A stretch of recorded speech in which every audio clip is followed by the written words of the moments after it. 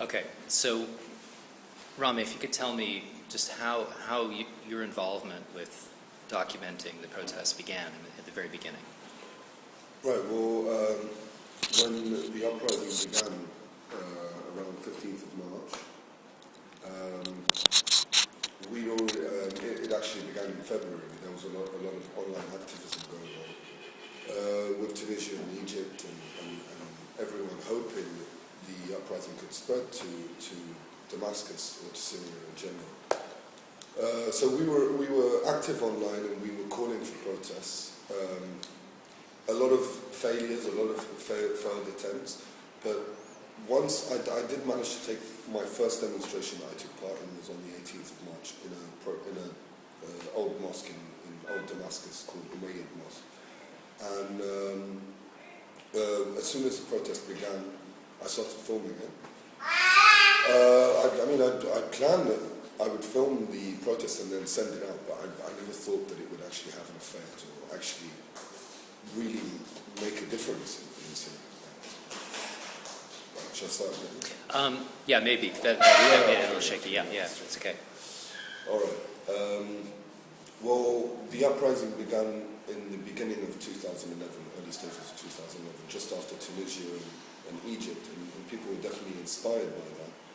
And it did spread to Syria finally after a lot of attempts, a lot of online activism, and a lot of calls for demonstrations, some that failed and then some that actually began. The first demonstration, I remember, was on the 17th of February. There was another one on the 15th of March. And then on the 18th of March, I managed to actually participate and film the demonstration.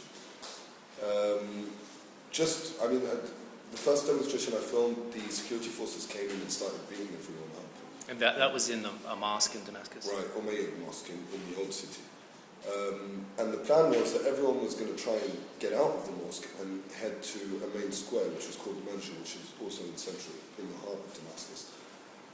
As soon as we made it to the door, there was about 2,000 people outside the mosque who we thought were actually protesters. I thought they were protesters.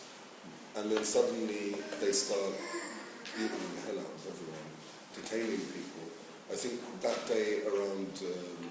some people say they were 50, some people they say they were 200. We saw loads of people being dragged out of the mosque and being beaten. One guy with a scalp was ripped off because he was being pulled by his hair. I filmed the demonstration. We managed to get away without getting caught, and we uploaded the video. It took us a long time because the internet was being slowed down by the government. And we did manage to upload it, and then it was broadcasted, and it actually did make a difference. I mean, the video I filmed, in addition to other people, the videos they filmed, were enough material to actually cover the media and say that something had actually begun in Syria. And did you film, we saw a video from inside the mosque, did you film some of that? Yeah, I filmed from inside until we made it to the main door and then the crackdown began. And so then what happened after that? You became more active? Well, the week after, in Damascus, the demonstrations were still every Friday. It was an excuse that Friday prayers and people were going and prepare for those demonstrations, whereas since the 18th of March up until the 25th, the uprising was escalating in Daraa, and this gave people in Damascus to get prepared for the next Friday that something would actually happen. So another protest broke out in the same mosque, in which I was filming, and that was when I was detained. Definitely after that experience is what became what was a reason to become more serious and actually work with groups, community organising. We formed a coalition on the ground that would start actually covering. We had a media office, we had a political office, we had a demonstration organising office. So it became much more professional, much more serious. People were more serious about it, but we were still anonymous people speaking to each other online. It wasn't face to face. We weren't in rooms. And you started to speak at some stage to the media outside under a pseudonym, right? How did that happen? Yeah, I was in contact with a few people outside the country, activists outside the country, who were actually helping connect people with the media. And on the 22nd of April, I witnessed a massacre in central Damascus in an area called Zablatani, where people, around 40,000 protesters, were marching to central Damascus. We were actually at the square waiting for people to get to the square, and then suddenly security forces pull up, and what we call shabiha, indiscriminately opened fire directly at the protesters, and we saw them falling to the floor.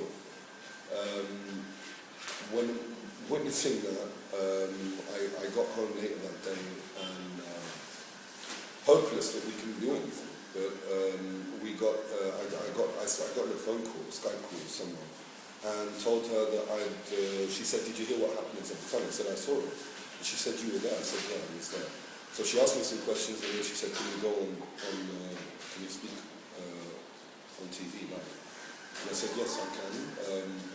They asked me to pick a name, and then I picked the first name that I saw for a website, which was Alexander Page. And I was asked to use the name again and again, and it sort of became, I got stuck with the name.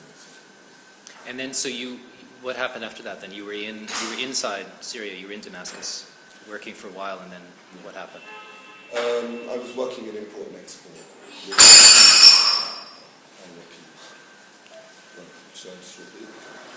I was working in import and export, which I've been doing for the past 5 years, because I haven't been able to do any journalism in Syria. And after I'd been detained, the company owner sort of understood exactly what had happened, because he knew how I felt about the government. And then I was asked to take part in a pro-Assad rally, which I refused to have anything to do with. And a lot of companies have actually decided to take part in this, to show the government their loyalty. And it was also near where it was, but I refused, as did another 6 people in the company, who were all, 3 of which were arrested, 1 of which is still in prison now, a year and 2 months later. So I left the company, and I was given a sort of idea that I would either stay, take part in the demonstration, or leave, so I left. And I'd been unemployed ever since, and that sort of gave me a chance to take what I was doing much more seriously. And so you continued then to try to document the protests and work with other people to do that, I think, right? Right. But eventually you had to leave. We'd become very active. We'd started working with other committees across the country. My pseudonym had been broadcasted on Syrian state TV, accusing me of being a Mossad agent, sometimes the British intelligence, MI6, sometimes I was gay. There was all sorts of different reports. It was me and other activists. And it wasn't my real name, it was Alexander Page with the anonymous mask. And I knew that they'd been on Alexander's page, on Alexander's case. I knew they were on that. And then there were a number of incidents where the government sort of found out that I was behind that name. And my photo was also leaked through social media on Twitter and on Facebook. So I mean, there was a number of reasons why I was suspicious that the government knew who I was. So I contacted someone that we knew in the government who would do a name check in the military Air Force intelligence. They did, and I was told that around 4 hours later, I get a phone call, and the guy tells me that you have to leave the country right now. He said that I was wanted, and it was new, but I was wanted for being a spy, and it was in connection with the name Alexander Page. I definitely panicked, and I quickly spoke to my wife, and we agreed that we could. I didn't tell her what was happening, I just told her that we had to get a break, it was getting bad, and we fled to the border, and we managed to get across. You drove to Jordan? I didn't drive, we got in a taxi. I had to hide my car in the garage. We got in a taxi straight to the border, to a garage area that would take you to the border. At the border, I was trembling. My wife didn't know what was going on. But we got past the military Air Force checkpoint, where it was amazing. They didn't even look at the papers, they just told us to go. And it was a relief, definitely. It was a relief for me, because my wife and daughter were with me. And the reason of leaving Syria in the first place was because if I was going to stay and hide, then my wife and daughter could be subject to some sort of, I don't know, I don't even imagine what it could be, but, and then sending them out of the country, they could get stopped at the border and something could happen. So the best idea I could come up with was that we all went across the border. And if they wanted me, then I'd get caught and they would probably so it was a relief for me. And can you just explain a little bit, just so people who aren't familiar with your story and your background? So you grew up, actually, you're Syrian, but you grew up outside the country largely. Right. I was, my parents were activists, journalists, and at the same time my dad was in the Palestinian resistance. My mum was also against the Syrian regime. So they fled, before I was born, they fled Syria. And from Lebanon, fled to Cyprus. I was born there. And then we moved to London when I was 2 years old, until I was 17. Then on I moved to Dubai when I was around 17, until 2004, where I made my first visit to Damascus, in which I was arrested and accused of forging my passport and being in connection to some sort of exterior intelligence. I was prohibited from, a travel ban was placed on me for the next 3 years. And that's why I settled down in Syria. I had no intention of living in Syria. Until the uprising, I actually formed some sort of hatred towards the country, because I felt that people didn't speak out, people didn't say how they felt. But I was definitely proven wrong on March 2011. And so then after you left, and when you managed to get here to Cairo, and so then what have you been doing since then? Like how? When I say we, I mean a number of activists, thousands of activists were involved in passing out media content from Syria to the world, on different levels. Some had loads of contacts, some had a few, some had good contacts in one television station or one magazine, or whether Western or Arab media.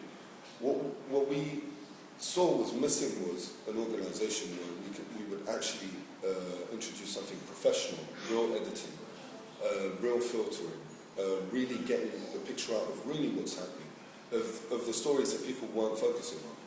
And a number of activists decided that we would form this, the Activist News Association, which the name has now been changed to the New Media Association, only because as an activist news association there are sort of limits to what professionalism you can introduce. So it was a number of activists from Homs, from Damascus, from Aleppo, and we formed this coalition where we would support, basically it will support citizen journalism in Syria, whether sending in equipment, whether there being some sort of coaching to people that are filming, people that are reporting, helping them with their reports, putting them together.